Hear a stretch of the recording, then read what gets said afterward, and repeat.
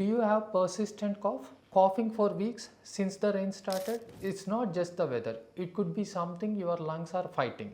Prolonged humidity creates perfect conditions for the infections to grow in the lungs. A persistent cough with phlegm needs attention before it becomes chronic condition. Allergic bronchitis from increased fungal infections and dust mites is common during the monsoons. Airways are already inflamed and hypersensitivity to the triggers. So don't ignore a cough that is lasting more than 2 weeks because early treatment will prevent serious complications. Sometimes inhaled medications are necessary to calm your airways. So a cough that won't quit means your lungs need help. Get it checked before it becomes something worse.